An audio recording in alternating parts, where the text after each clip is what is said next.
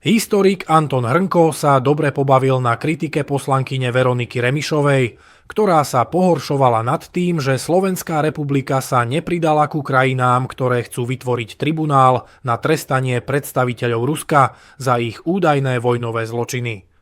Hrnko Remišovej nekompromisne odkázal: za to si vláda zaslúži pochvalu, nie kritiku.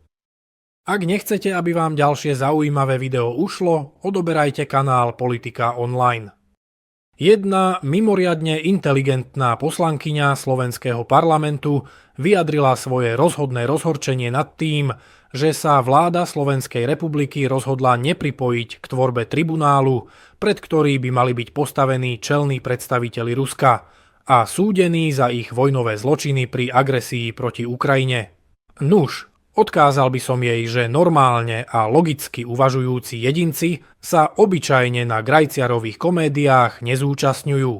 Za nič iné, len za Grajciarovú komédiu možno nazvať skutočnosť, keď sa jedna bojujúca strana rozhodne vytvoriť súdny tribunál, ktorý by mal súdiť predstaviteľov druhej bojujúcej strany. Takéto niečo nemá obdoby v celej približne 5000-ročnej histórii ľudskej civilizácie. Dejiny trestanie protivníkov na druhej strane bojovej barikády sú rozmanité. Vždy však trestali víťazi a trestali porazených.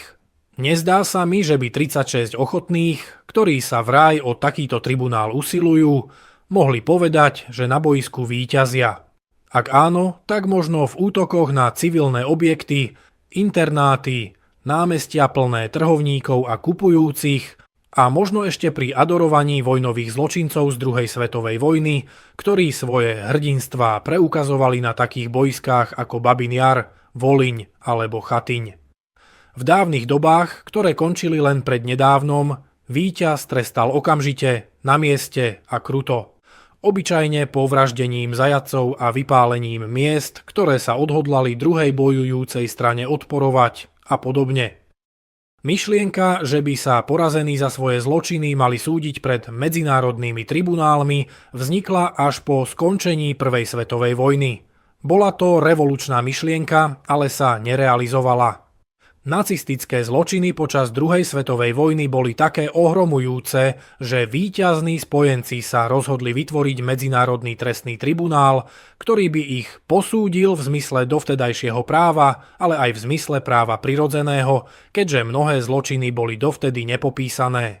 Strojcovia tohto systému si však dali veľký pozor, aby rozsudky takýchto tribunálov nemohli byť chápané len ako pomsta víťaza nad porazeným.